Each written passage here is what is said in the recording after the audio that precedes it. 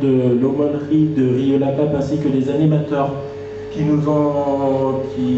avec qui nous sommes allés à Lourdes, c'était du 14 au 19 avril 2009. Ils vont se présenter petit à petit, mais je pense qu'avant toute chose, on voulait vous faire passer en premier lieu un diaporama de ce qu'ils ont fait en musique. On va essayer de baisser un peu le son pour que ça ne soit pas trop fort pour vos oreilles. Et juste après ce qui va se passer, on va laisser la parole au maire qui nous a fait l'amabilité de venir aujourd'hui.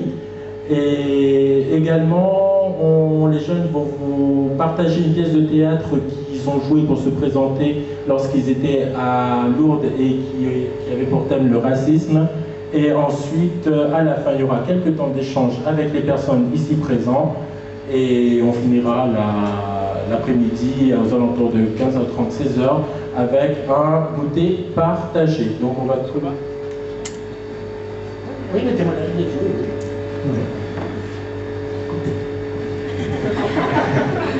Et donc alors, on va passer le diaporama. Donc pour ceux et celles qui s'occupent de la lumière, s'il vous plaît. Les gens par contre, sur le côté là-bas.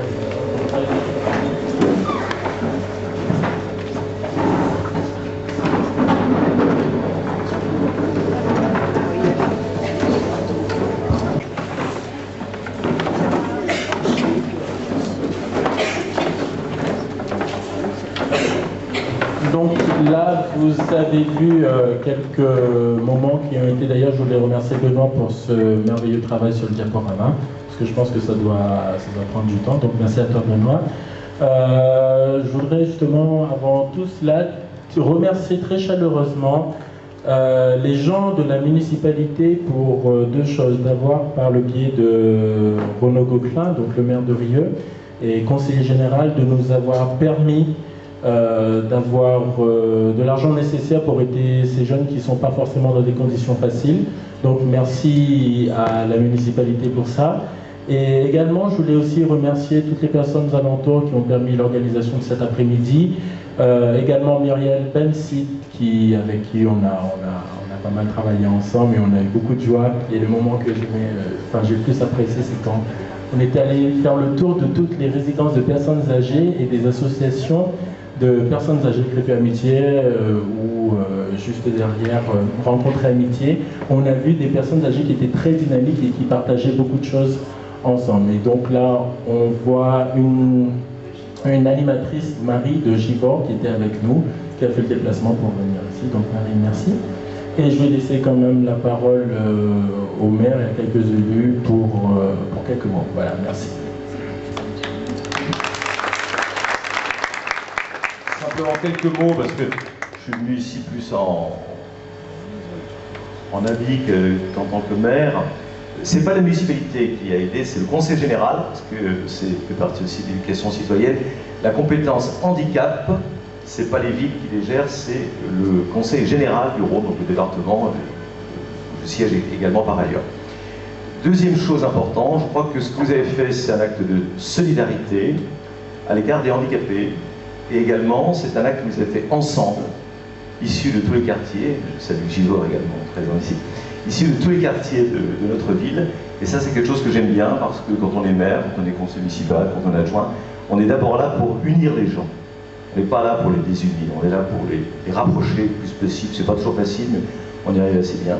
Et s'il y a un sujet qui rapproche, c'est évidemment le handicap, parce qu'on peut être handicapé en étant grand, petit, de droite, de gauche, croyant, pas croyant, femme, homme, jeune, vieux. Quand on est handicapé, on est quand même en souffrance, quelque part.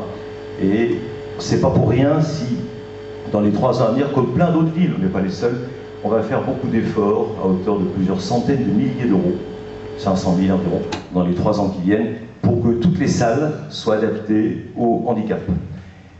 Ici, pour quelques milliers d'euros, on a pu adapter cette année une rampe d'accès, parce qu'en me promenant avec une femme handicapée à un comité de quartier, un soir, elle m'a dit « Regardez, mon mari me porte, votre accessibilité handicapée, elle n'est pas adaptée, mon fauteuil, il ne passe plus. » On n'a pas pensé à ça il y a 10 ou 15 ans, je ne sais pas. Donc maintenant, on l'a changé pour une somme modeste. Et en fait, on s'aperçoit que pour peu de choses, on arrive à modifier la vie quotidienne des handicapés. Alors, après Lourdes, croyant. Moi, je sais que j'étais en discussion avec un confrère médecin, moi, il y a 3 jours, qui est basé à Lourdes. De temps en temps, j'ai mes malades qui vont à Lourdes. C'est pas moi qui les envoie, mais ils ont le droit d'y aller. Et ce collègue médecin, qui est homéopathe par ailleurs, me parlait d'un des cas, et il faut reconnaître que pour quelqu'un comme moi qui ne suis pas croyant, je ne suis pas croyant, on a des fois des surprises en médecine, et je ne suis pas fermé aux médecines alternatives, parce que des fois j'envoie des médecines alternatives, peu importe lesquelles, parce que la médecine traditionnelle n'a pas la solution à tous les maux. Et un bon souvenir que j'ai, c'est il y a 3 ou 4 ans, j'étais à Baudelaire, j'étais pas encore maire, j'étais adjoint il y a 5-6 ans, et on avait initié un dialogue entre les médecines africaines, médecine chinoise et médecine occidentale. Et c'était passionnant parce qu'on se rendait compte qu'en fait, en discutant ensemble, il y avait plein de points communs. Alors on pourrait en citer plein, mais il y a plein de points communs entre l'acupuncture, la médecine traditionnelle et la médecine africaine aussi. Et c'est pas du tout... Je discute avec ma fille, puisque ma fille, elle, qui est croyante, qui a 31 ans, est en Afrique, essentiellement pour l'essentiel de sa vie au Nigeria, au Tchad, au Cameroun. Et on a souvent des discussions assez importantes sur la religion, mais aussi sur les croyances, les méthodes d'approcher la maladie, la mort aussi. Et finalement, tout ça, ça relativise les choses. On se dit que, même pour quelqu'un qui n'est pas croyant comme moi, jusqu'à la fin de ses jours, on se posera des questions. Je me poserai des questions et je ne sais pas comment je finirai ma vie. Et puis peut-être que les croyants ne le seront plus. Et puis peut-être que ceux qui croient en un Dieu croiront en un autre Dieu, parce qu'après tout, il n'est pas qu'un Dieu. Et puis ainsi de suite. L'important, je crois que c'est d'échanger, de discuter et d'aller dans le même chemin. Parce que finalement, ce qui nous rapproche, c'est le bien-être, tout simplement, le bonheur et puis la paix. Je crois que c'est ça le plus important. Quand on voit des guerres comme il existe en Afrique, ma fille qui était au Nigeria quand elle est revenue le 2 janvier, m'a dit dans mon village, j'ai eu 4000 corps. 4000 corps. Et dans les 4000 corps, c'était pas des morts blanches, hein, c'était des vilaines morts, et dont la moitié d'enfants. Et on n'en a pas parlé du tout à la télévision française. On n'en a pas du tout parlé. Alors on parle d'un cas comme ça. On n'a pas dit qu'il y avait 4000 morts dans quelques villages du Nigeria. Ça paraît banal. Donc c'est pour lutter contre cette banalité, tous ensemble, que ce que vous avez fait est très très chouette, parce que c'est ça la vie quand on est jeune, c'est d'abord d'être solidaire, d'être citoyen du monde. On n'est pas en habitant de Rieux, en habitant des Alaniers, des Semailles, de la Belette, on est d'abord rhodanien, le Rhône, Rhône-Alpin, français, et puis comme moi, je pense que vous êtes citoyen du monde, et je crois que vous l'avez montré en allant à Lourdes. Vous avez rencontré des gens de toutes nationalités, de toutes conditions, de toutes origines, de toutes idées, de tout ce qu'on veut. Voilà un petit peu les quelques mots que je veux dire. En tout cas, je vous remercie beaucoup d'abord de m'avoir invité à cette petite après-midi, parce que je trouve que c'est bien d'avoir un retour. Ensuite, d'avoir fait un retour pour que vous puissiez échanger avec vos camarades. C'est ça qui est important aussi. Vous êtes quelques-uns à y être allés, mais il y a sûrement quelques centaines à voir ce qui a eu lieu. Donc ça, c'est important de communiquer.